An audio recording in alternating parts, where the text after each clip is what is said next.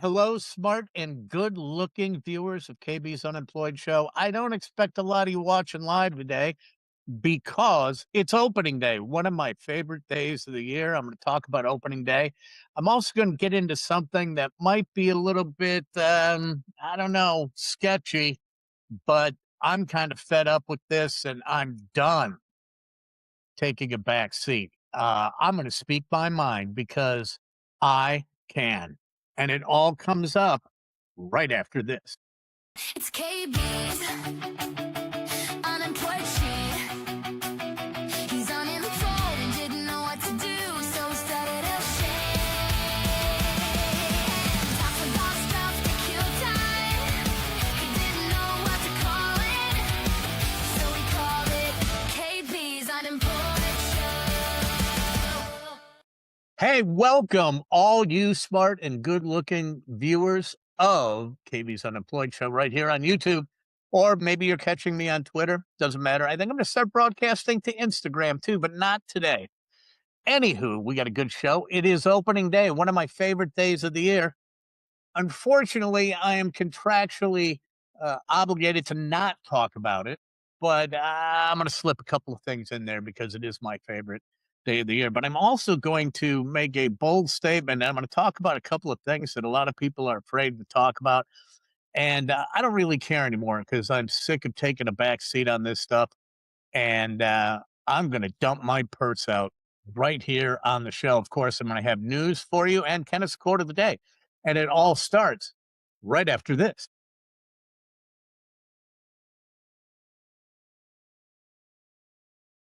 So Yes, KB's Unemployed Show Day 107 is coming at you fast.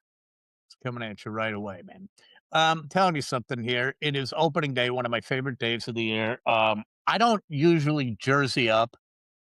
I do have a gamer from a few years back when, well, it would have been what, 2018 when they went to the NLCS.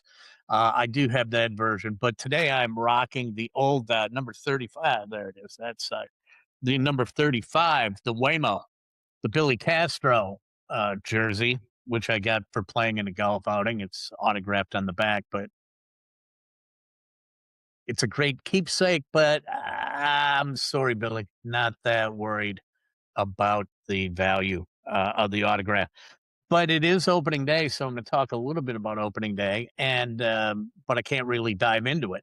And also, we're going to get into a couple of other things after the news too that I'm a bit trepidatious about discussing. But you know what? I can't keep my mouth shut anymore on it because this is common sense shit, and I'm going to let you know how I feel about it. And you know what? I kind of am approaching it, and when I get there, I'll explain it as if I was a comic. You know, Dobie got me kind of fired up again okay, I'm going to start writing like a comedian would. Imagine if I'm doing this on stage and making observations. So I will be doing that on a couple of topics, and then we're going to doom scroll my TikTok, which might have been the funniest thing I've ever seen in my entire life, and I'll show you why.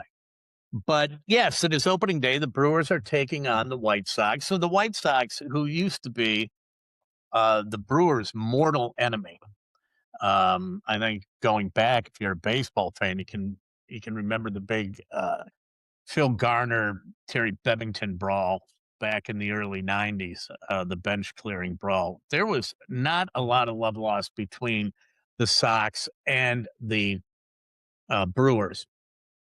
And then those were in the American League days, and then when they flipped over to the National League, they played them for a few times. And when baseball decided they were going to break everything down into rivalries, this really bummed me out because I was hoping they would have the Sox and the Brewers as one of the major rivals.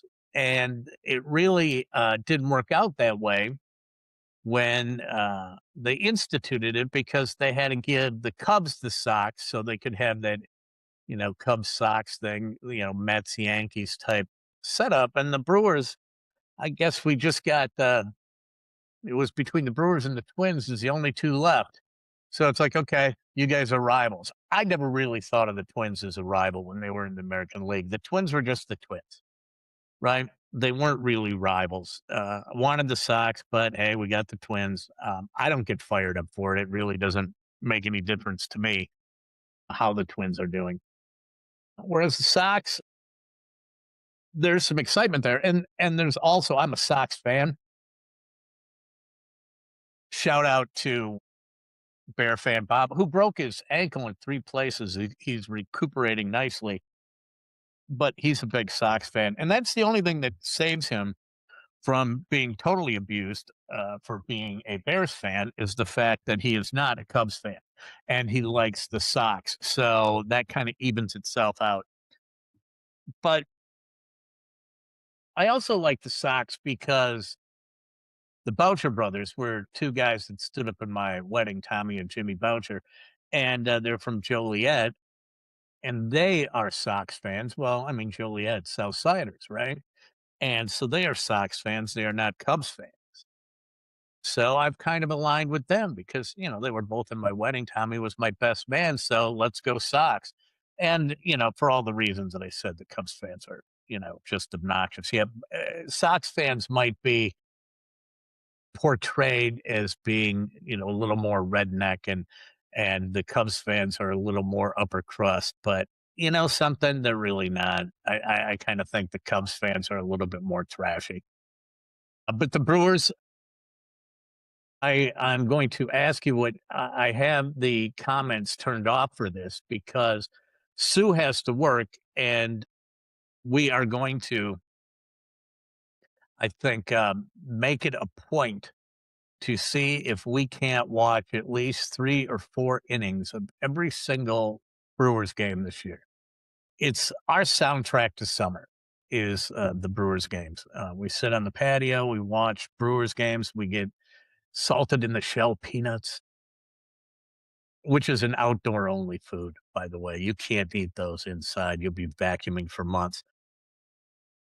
So we're gonna try and watch at least 2 or 3 innings of every single game, if not all the game. But opening day, not obviously not going to the game. So what I did was we do have the Brewers TV package. I didn't investigate it too much to see exactly how it works, but I know that for the NFL games and the Packers games, you can see the full replay like an hour after the game is over, and then they do condensed replays. Well, I ordered Brewers TV, 99 bucks, whatever. I mean, it brings us more than $99 worth of joy. That's all I can say. Yeah, it's people are pissed. I want to see it for free, but the fact of the matter is, this is the way the world is going, so you're going to have to get used to it. But the Brewers mean a lot to you. 99 bucks isn't bad. If you go to 1 game a year, it's going to cost you more than $99. So, why not order it if you're a fan? If you're not a fan, okay, that's fine. But I for one, ordered it right away when it became available. Be interesting to see. But anyway, now what I was talking about, of course, I lost my train of thought because that's what I do. Um, so Sue is working until 3 o'clock, and when she gets home, I told her embargo it. Don't let anyone tell you what happened in the game. Do not turn on any news. Put your phone down, and we'll wait until probably about 5 o'clock or so. I got some brats. She made some potato salad. We're gonna fire those babies up on the Weber because I haven't gotten the Blackstone out, so I'll put it right over the Smoky Joe. And then we're gonna do a little, I guess you could say, tailgate. Is that not like an old person's thing? It's like we're not even going out there anymore. We're gonna do our own tailgate at home. I feel like I've got a 4-year-old in the house. Sue would argue that she does, and that being me. But we're gonna do that, and then we'll watch the game as if it was happening live. Um, I think that's only fair. I even told her, I said, "Don't go to the gym." She goes to the gym after school, and I'm like, "Don't go," because as soon as you walk into the gym, there's gonna be TVs everywhere. There's gonna be people talking about it, so you cannot go into the gym. So, she is not going into the gym, and we'll see how that works out for us. But the other night I was thinking about this when Paul Skeens was pitching in the World Baseball Classic. And yeah, this is going to be offensive to some people, but you know what? It's absolutely true. And if you tell me it's not, you're wrong. You will not convince me otherwise. Paul Skeens, of course, great pitcher, unbelievable pitcher in his second year out of LSU. And everyone knows that, and he had a lot to overcome because everyone knows he dates Libby Dunn and or was living with Libby Dunn, and Libby Dunn just nailed her fourth straight swimsuit issue in Sports Illustrated, which really isn't a thing anymore. But I mean, she's up at the top of the top, is considered to be the first NIL major influencer in college athletics. And everyone knew who Libby Dunn was, and unless you were following baseball in college baseball and LSU baseball, you really had no idea who Paul Skeens was. And when he first came out, it's like the Pirates drafted him. Paul Skeens, we're going to pitch him. He's one of the best pitchers around, and it was like, yeah, well, nobody knows who he is other than he dates Libby Dunn, and which is true. And watching him pitch, it's all I could think of is no matter what Paul Skeens does in his career, no matter what Paul Skeens does in life, if you talk about it, there is going to be a guy in that discussion who is immediately going to say, it will always follow his name, who is immediately going to say, yeah, and he's nailing Libby Dunn too, right? That's always going to get tacked on. It doesn't matter. You could have somebody sitting in the booth of a game and calling the game, and Skeens throws a perfect game.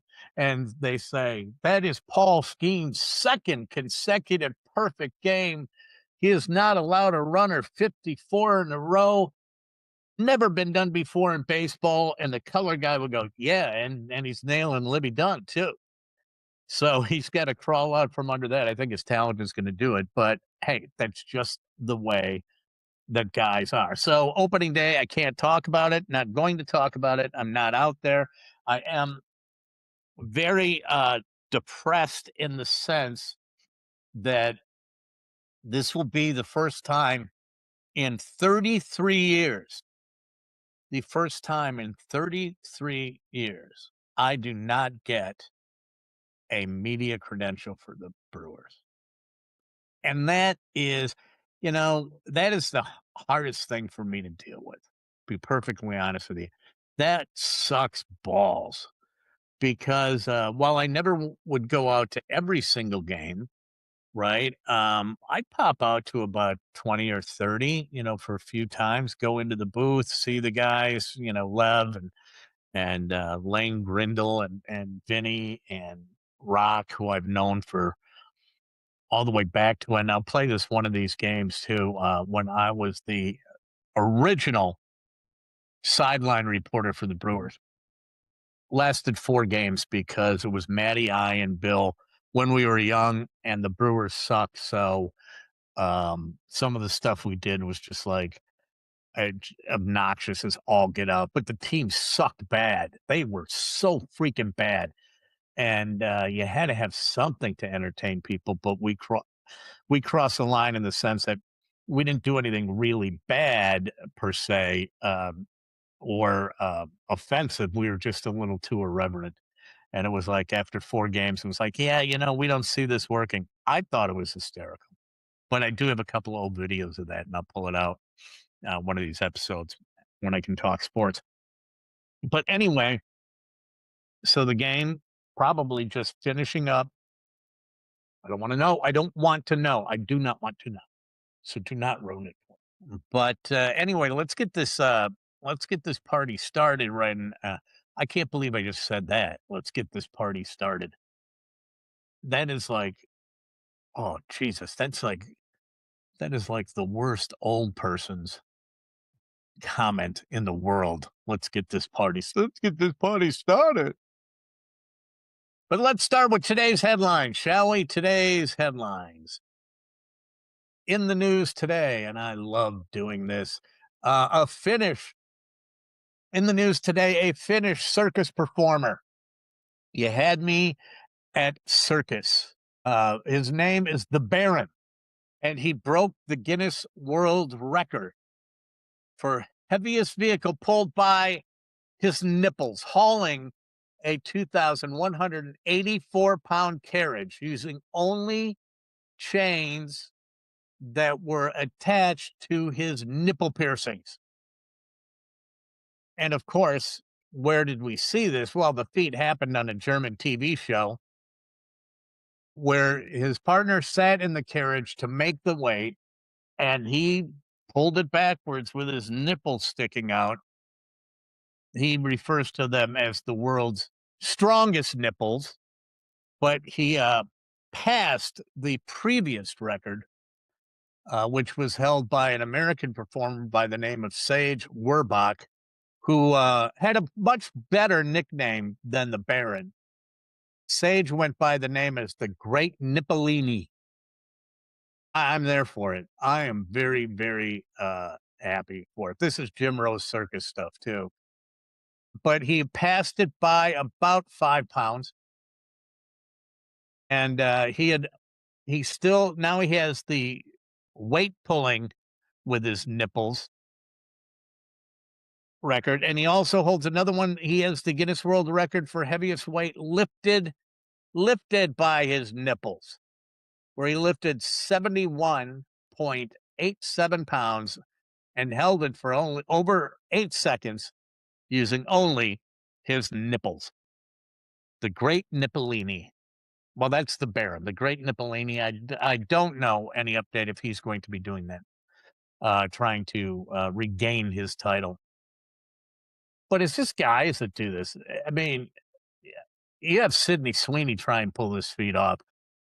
This is pay per view stuff. Okay, this is the new evil Knievel jump of the century. I suggest it. I mean, she's doing everything else. Why not? Um, make a little money on it. Here, I'll give you I'm gonna give you a little with this one. How about I give you a little bit of a visual? A man in Florida, of course, a man in Florida. It's always a Florida man, but a Florida man sparked a major scare when he was driving down the highway and Florida Highway Patrol stopped him after multiple drivers called in the sighting. They were incredibly afraid of this. So the police officers responded, and the bomb squad and the fire department responded. And this guy is just driving along. They pull him over. They set up a perimeter until the bomb squad could come and inspect the suspicious items that were in the back of his truck. His name is Michael Nipper. Don't confuse him with the great Nippolini. There is no relation. What was he hauling in the back of his truck down the Florida interstate? Missiles. Had missiles in the back of his truck, and it's like, no shit, people were calling the police. If I'm pulling up and I see these warheads pointed at my windshield, I'm getting on the cell phone. I'm calling this one in and say, "Hey, we've got a problem here, Florida Highway Patrol." But the bomb squad pulled him over. He bought these. He was going to display them at an event. The bomb squad investigators examined them and they said they're actually plastic display props, but they warned him against, driving with these in the back because it could scare people. Yeah, I can see that. I can see that scaring people right there. But I have no missiles. I don't drive around with them. In fact, I don't even like take a 2x4 that's long and hang it out of the back of my SUV. I don't do any of that. I'm not hauling stuff generally. I get someone to. In The only thing I'm going to say about the war is that it's still going on. I don't know what the hell is going on over there. So it's been about what 7 or 8 days since maybe a little bit longer. I don't know how long the war is going on, but maybe it's like 7 or 8 days since the Iran elected the son of the Ayatollah to be the new supreme leader, right? One of these things that these European countries have down. Now, the United States went in and just bombed the shit out of Iran, and we saw it. It was just blowing stuff up left and right. And I'm not here to make any commentary on the war. I've got my own opinions, but hey, you do you. I'm just pointing something out. So, a bunch of businesses were were blown up. But the one thing that I will say about Middle Eastern countries in that region, Iraq, Iran, anyone, Syria, right in that whole hotbed, their capabilities, not militarily, but their large screen printing capabilities are amazing and fast because it doesn't matter what happens. They've got the big, huge posters for the parades. And now this guy has been in office for, he's been running the country for 7 or 8 days. Look at this already on the side of a building. They've got the artwork, they've got it printed, they've got it up, they've got it installed in 8 days. You cannot get something like that done here in 8 days. These people over there, at least with the large screen printing and their design work, probably did it on Canva. It's remarkable. I got to tip my hat to it. All that to do all that painting, if it is painting, and get that up on the building and have it looking so good. They should have probably used some of the leftover paint. If you look down at the bottom on the road for lane markers, but they did not. But I do have to say, I've got to give my props to the Iranians and for getting that up that quick, because I guarantee you that would not happen in the United States whatsoever. Moving on to something else that you should know about. This came out from a business major, and a business major had graduated from college and then went back to school. So he went back to school after being out in the real world, and he put a TikTok out, which I do not have, but he said after being in school, after returning in school, he is flabbergasted. He is dumbfounded. Oh, actually, it's a woman. She is dumbfounded because she made a claim and her professors are backing her up. She went back to school and said, my God, the situation is unbelievable that we're dealing with. She said that students, and this is the majority of them, students struggle with reading, writing, and simple math. She even recounted a student who failed an intro to speech class twice and didn't realize. One of the reasons was she didn't realize she was supposed to take notes in the class. And I can attest to this.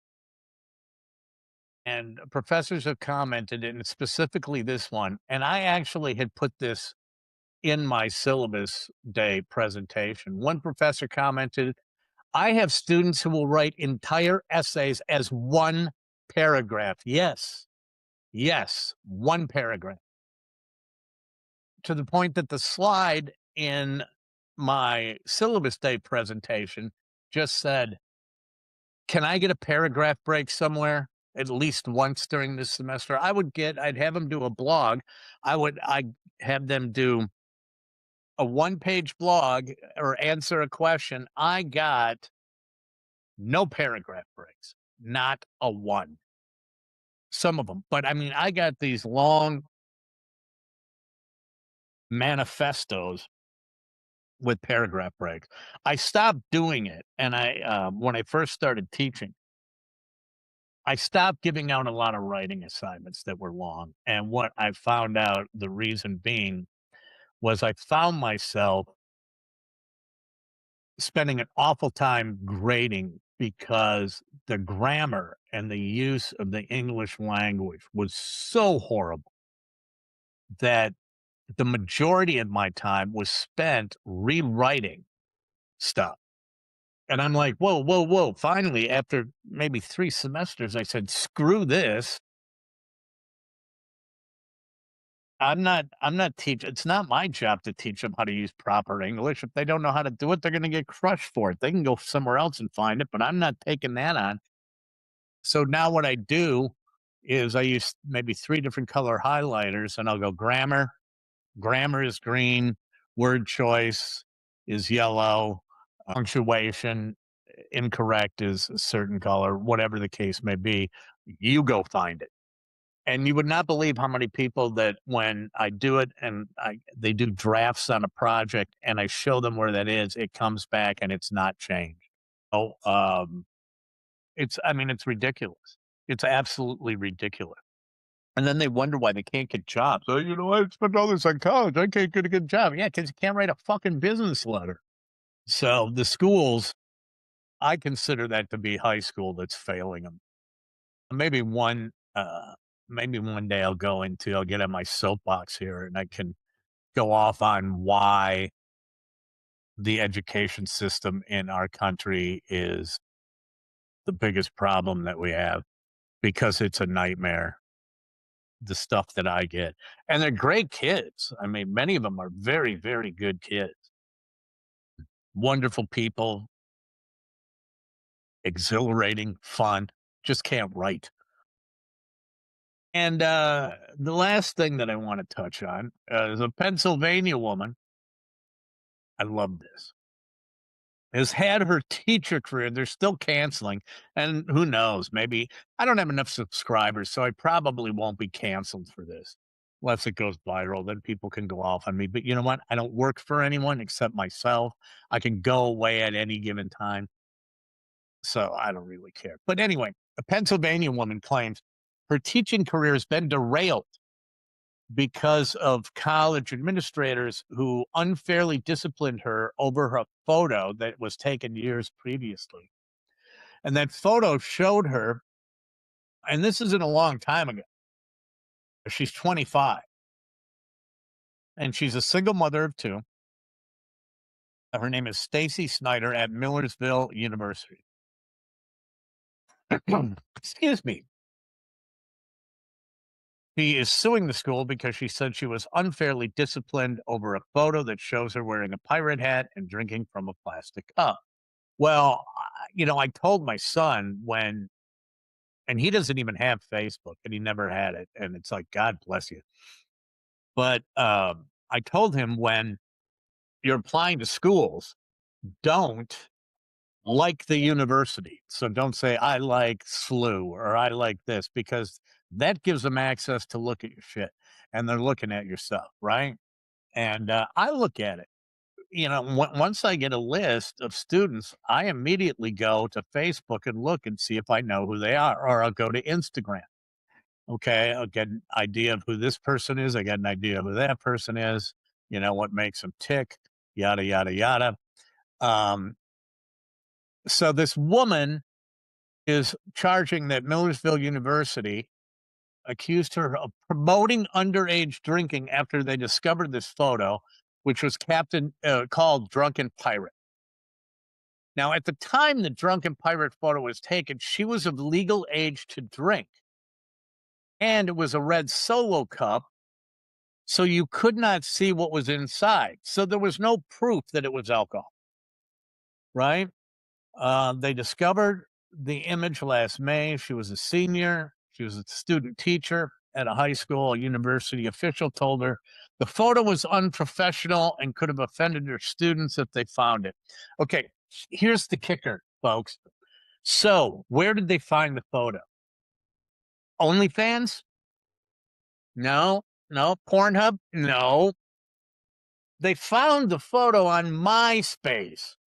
Who's on freaking MySpace? What is she doing if she's 25? What is she doing on MySpace?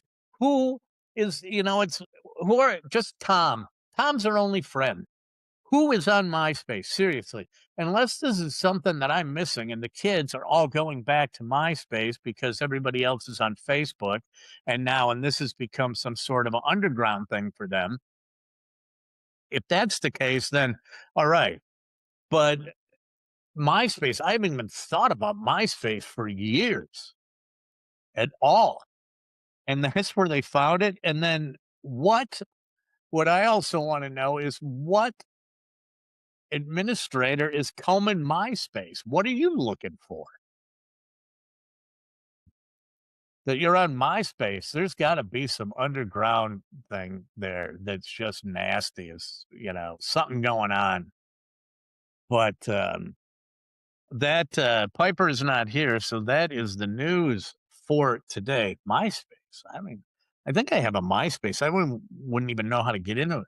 I know I still have an AOL address. I still have an AOL email address, and I just might go back to using it just to mess with people. But here we go. I'm gonna be stepping into a very risky area here.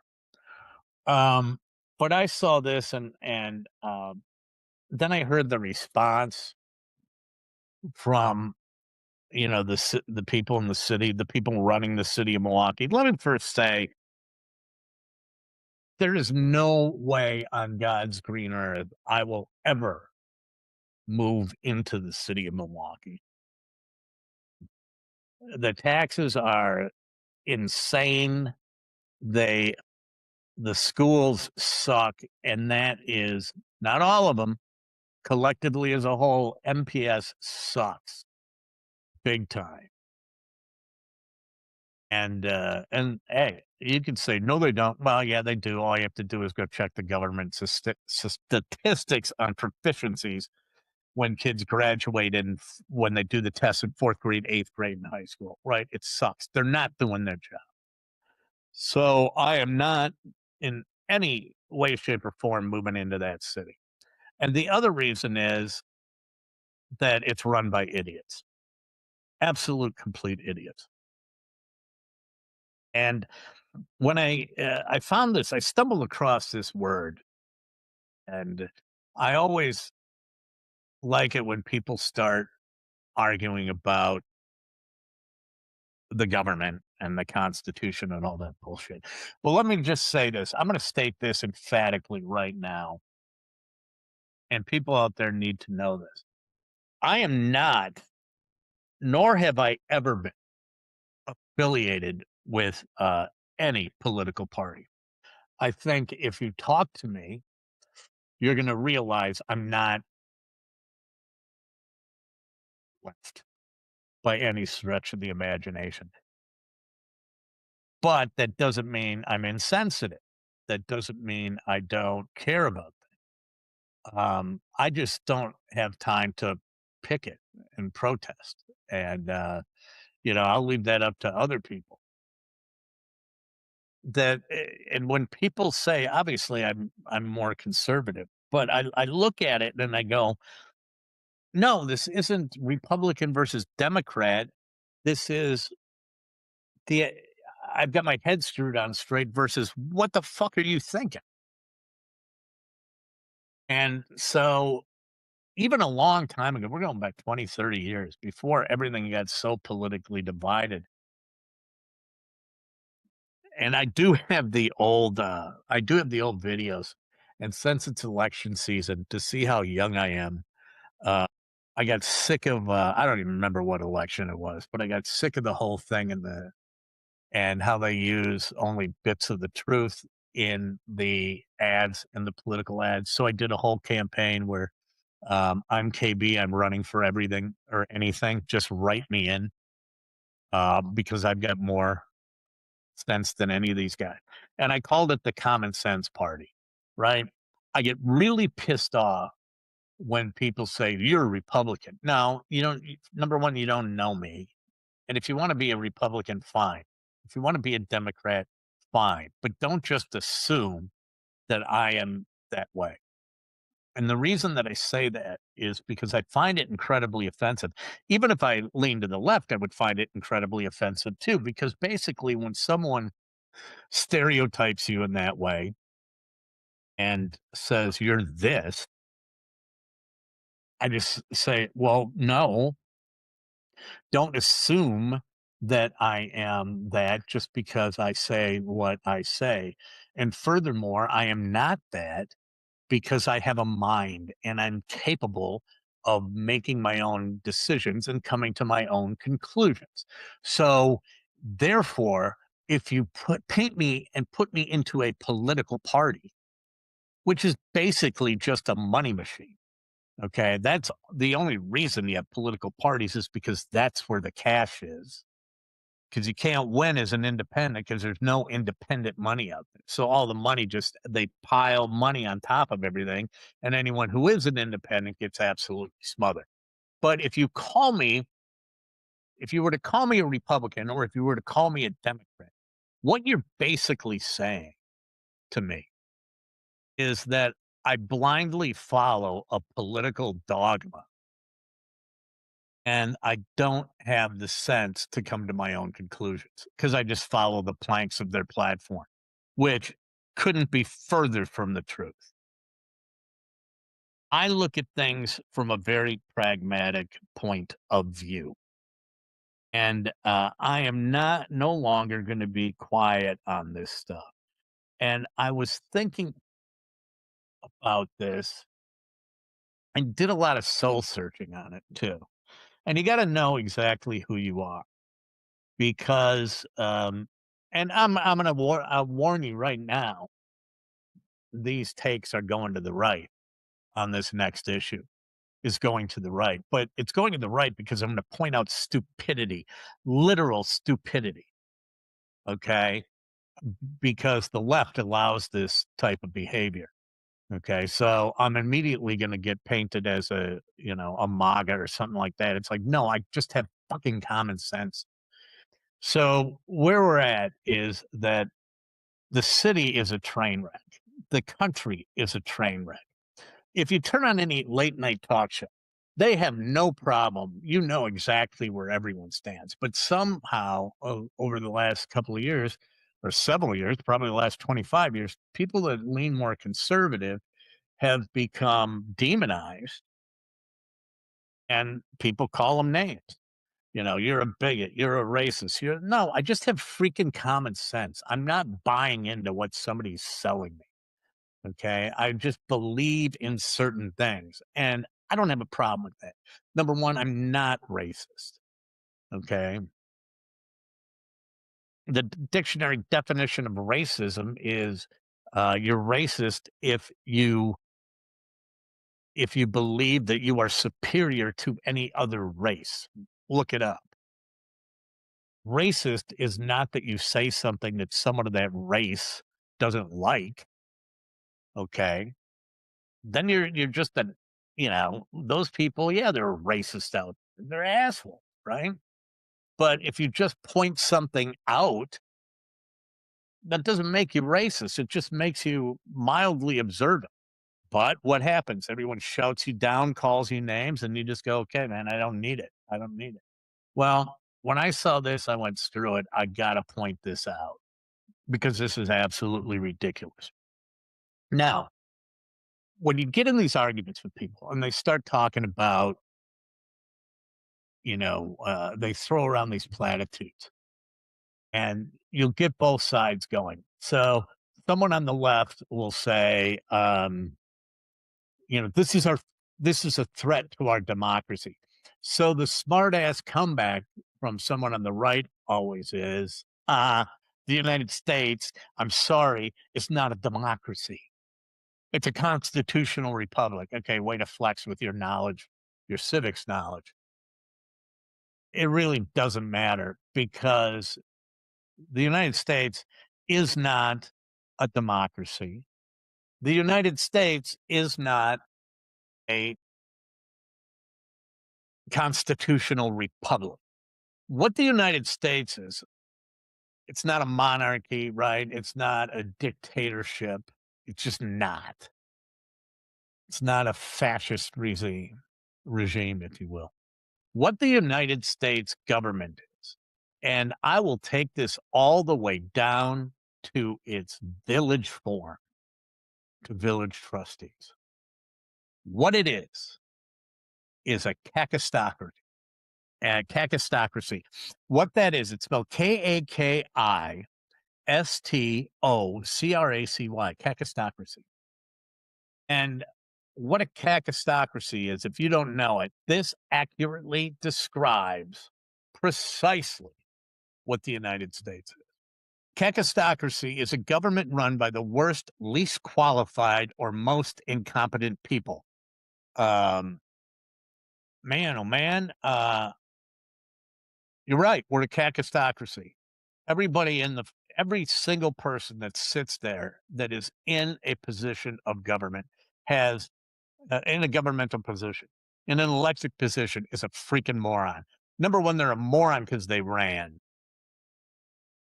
and I will say that right away because I don't know why anyone would subject themselves to that. But that's the reason we have a kakistocracy because these are the only idiots that'll run. But it's very funny because where did that name come from? And is it going to be in the script spelling bee? You know, kakistocracy. Can you use that in a sentence? What is the origin? I've got the origin here. The word comes from Greek, meaning government by the worst people. Yep.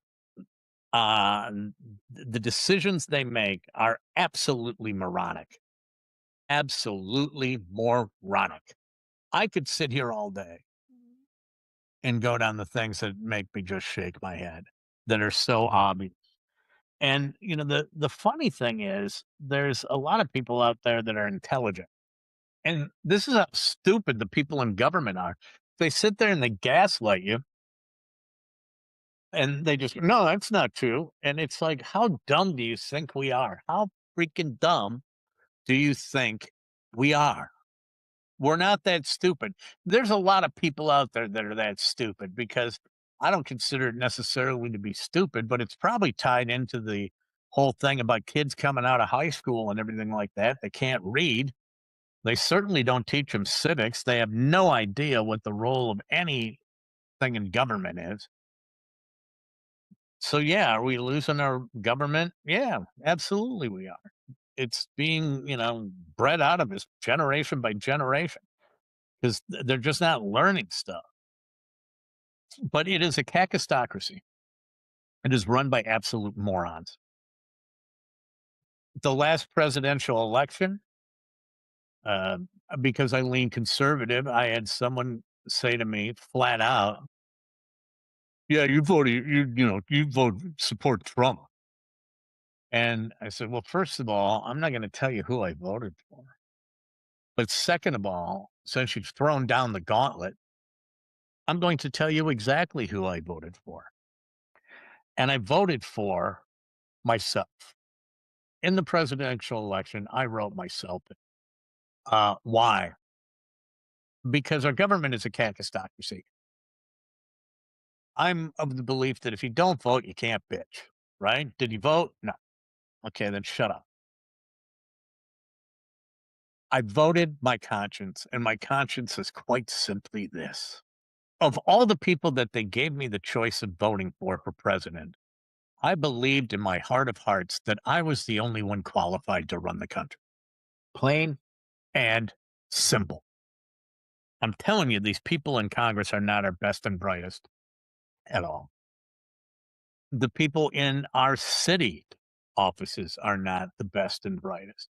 And I'm going to go right here and I'm going to tell you why. And I got a couple of things here that just blow my, well, I got one thing, two things, three things. I got a few of them. Anyway, that simply blow my mind. And I'm going to talk about the happenings on Water Street the other night.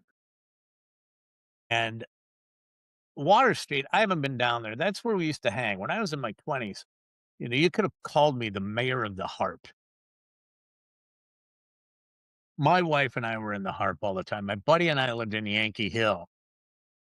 We were in the Harp all the time. That was our home base. That's where we hung out. and then you go to Rosie's or you go to Fitzgibbons. There was Luke's on, Luke's Sports Spectacular. I'm trying to think of then McGillicuddy's was started out in the building where Brothers is or whatever the name of it is. So up and down there are these incredible bars. And that's where you went. You went to Water Street. It was fantastic. It was the place to be. But not anymore, folks. Not anymore. 3 shootings on the corner of what used to be the coolest street in Milwaukee. And it started turning a few years ago. And this is where I just go, yeah, we live in a kakistocracy. It started turning a few years ago. They used to have River Splash down there, where on and I played River Splash, where I played in the pavilion, the Peck Pavilion or whatever it is by the Performing Arts Center. On that stage, they had stages all over the place, probably 3 or 4 stages down there. They haven't had that in 10 years because it just got so out of control with violence and everything. Now Water Street is an absolute and complete shit show. And when it started getting bad, they said, okay, we've got to do something about this. We've got to do something about it. So, yeah, you do. I mean, there's people hanging out, and they're just and underage people, and they're just causing problems, and people don't want to go down there anymore because it's just a nightmare. And so they said, well, we got to get this under control. This is what they did. They said, you know what Water Street needs? We need a code of conduct. That is what we need. Water Street needs a code of conduct, and they put signs up. That's how we're going to beat this problem. We got people that are robbing people. If you recall, all the way back in 2018, there were gunshots. There were people shot after the Bucks won the championship. There were gunshots on Water Street to the point where I do know that Matt LaFleur was in one of the bars, and the cops went and got him and dragged him out of there. It's a nightmare, but how? How? How is it a nightmare? How? We have this sign. Look at that code of conduct. It's right there. Did you see the sign? Right there. Why didn't you look at the sign? For the safety of all guests and patrons, the following activities are prohibited. No open alcohol, no illegal drugs, no portable speakers, no loitering on the sidewalks, no trespassing in parking lots, no loud music from cars and motorcycles. How on God's green earth did that not stop the violence? That's what I want to know. How did that not? Everything should have come to a screeching halt, and it should have gone back to the way it was in the early 30s when it was a much simpler time. They had a sign down there, and it's like, yeah, all of us ran around the pool. I would say almost everyone on the planet has gotten into a hot tub with an open sore or a cut. But that was going to clear up Water Street. That was going to solve all the problems. Okay, way to go. Well, had the shootings after they had the shootings after the Bucks championship. And you can look this up. I recall specifically that the mayor of Milwaukee, Chevy Johnson, came out and blamed it on and blamed the congestion on in that area on Water Street. Blamed it all on the food trucks. We got to do something about those food trucks. Yeah, Kakistocracy. Are you out of your fucking mind? It's a guy outside waiting for 3 tacos. Okay, those tacos are not that good, and there's restaurants down there. Those tacos are not that good that it's bringing all these people down to hang out with the food trucks and then shoot people. You're wrong, okay? And you're an idiot for thinking that. It is not the food trucks. So they moved the food trucks off of Water Street. Now, food trucks gotta be down a couple of blocks, right? No violence in those blocks since they moved the food trucks. Must not be the food truck. But to sit there and say it's the food trucks, these are the people that come out when there's a shooting somewhere. These are the ones who come out, and when the cameras show up, and Barrett was the freaking worst. Okay, you didn't even know where this guy was until something went sideways and he came out and bitched about it, right? But anytime there's a shooting, they come out and they scream, "We got to do something about guns. We got to do something about guns." And I agree wholeheartedly. We do. Okay, something smart and intelligent about it. But let me tell you something. Have you ever noticed that after that press conference, nobody goes into a closed door meeting and decides to hammer out a gun ordinance? Hmm. Nobody puts pen to paper and tries to figure it out. No, because it's all posing for the cameras. It's all this virtue signaling, which is a bunch of crap. And it's all this bullshit virtue signaling that is making our whole society regress to being just a bunch of flipping idiots, right? And that's how water streets happen because people are just making stupid calls. It's the food trucks. You got to be kidding me. If it's the food trucks, you'd never have a food truck festival because it just, it just attracts the worst of society coming out to get a quesadilla when they're hammered drunk at 10 o'clock at night. Man, we didn't even have food trucks on Water Street. Food trucks on Water Street would have been a godsend when I was down. But no. So the latest one, they have the sign up. So the latest one last weekend, of course, and I'll show you. I've got a video of this. The latest one last weekend is three people shot. Now I'm going to show you a video that was taken, and it kind of loops a little bit, so don't worry about it. So if you look, you can see they're trying to do CPR on a guy there, and somebody else down the street, right on the corner where we used to go, right there on the corner, right where we used to hang out. But I'm going to show you something that's really interesting that you couldn't see in that video up close. So I did a still and I zoomed in. So here we go. In the building on the corner, which was Duke's on Water. I don't remember what it is now. But if you think about it, in a major drinking district or party district or nightlife district, if you got a corner store, you have a corner bar, you got to print money, right? You got to be doing fine. You tell me that this area hasn't gone to total crap, that you got a corner bar with a for sale sign up, right? You got a flipping for sale sign up. So something is wrong. Something is wrong. And then this one that I think we've all seen, this is the most egregious. There was a spokesperson from the city, and I will tell you what they said. There we go. We got an underage kid who goes down, pistol whips a guy, and steals his shoes right there on Water Street. It's right across from where the old BW3s. Um, when they were doing those city street takeovers and burning rubber and firing off fireworks and just doing those intersection takeovers and it's just kids blowing off steam. No, it's not. It's not just blowing off steam, right? No, it's not. It took over an intersection. That's not steam blowing. It's illegal. But somehow no one wants to arrest anyone for this. It's a law. Then why is the law in the book? Take the law off the books. But you're sitting there on Water Street right across from Rosie's and B Dubs, where and I don't even know if it's down there. I don't even know what's down there anymore. So you're sitting down there right in the middle of the street, underage kid throws a kid down, pistol whips him, and takes his shoes.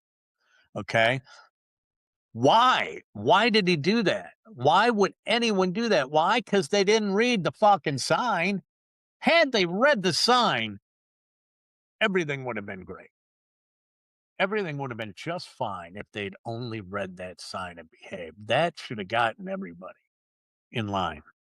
But the city official that came out after that and talked about the incident, Didn't say anything about increasing patrols.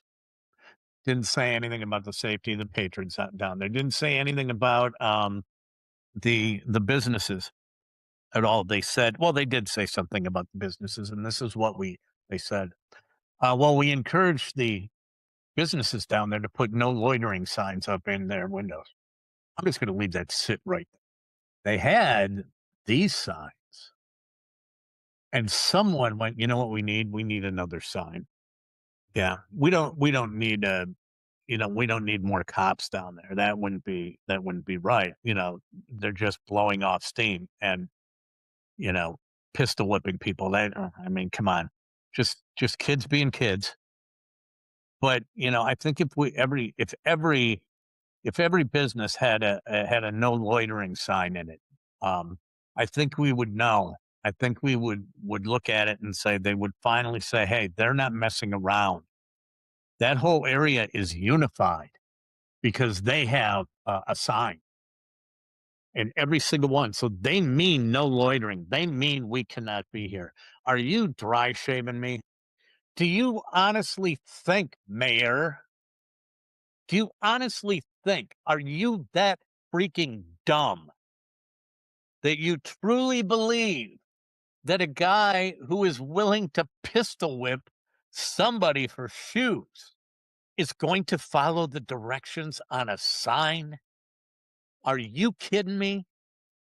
If you are that stupid, Chevy, to believe that, if you this is your city, this is your legacy, this is something that you need to step up and fix, right? This is yours. That's what you signed on for, not to just sit back and watch it go to shit. Um, my God, there are areas that were vibrant and everything that are turning into when like I said, when you're selling corner bar in that high traffic area, when it's up for sale because you can't do business there anymore, it's a problem. It is a freaking problem. It's not kids blowing off steam. So there, I said it. If you want to call me whatever name you want to call me, knock yourself up because this is not a right or left thing. This is not any isms. It's not fascism or racism or bigotism or homophobiaism or whatever the hell it is. It's not an ism. It's common freaking sense.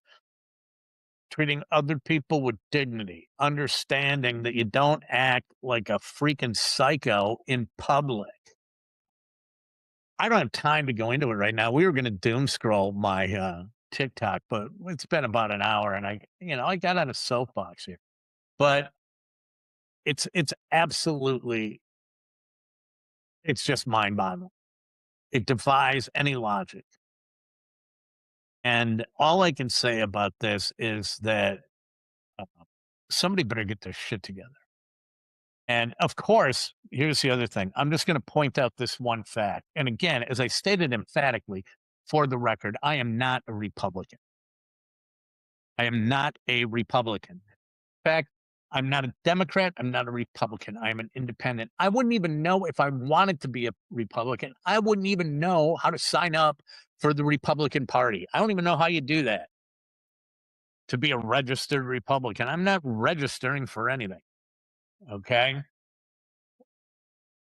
But I'm just going to point this out, Milwaukee. If you want to play the political party game and you want to blame somebody, this is a city that you can't do it in. Okay. Sorry, Chevy and the other people. You cannot blame the Republicans for this problem. Why? Because Milwaukee has not had a Republican mayor in 115 years, 116 years, 116 years since the last Republican mayor. So you mean to tell me that for the last 116 years, all the Democratic mayors have been trying to undo the problems that the Republicans caused in 1908? How dumb do you think we are? Um, and I'm going to tell you right now, we're not the dumb ones. You guys are. It's a kakistocracy. And as soon as we realize it, okay, and start speaking up against what's bad, and when someone calls you a name or you're a bigot or you're this or yet or that, examine yourself, okay? Maybe if they do, it's time for you to take, a little look at yourself and find out who you are. I can sit there right now and I can tell you that I don't feel like I'm racist. I'm sure that I am.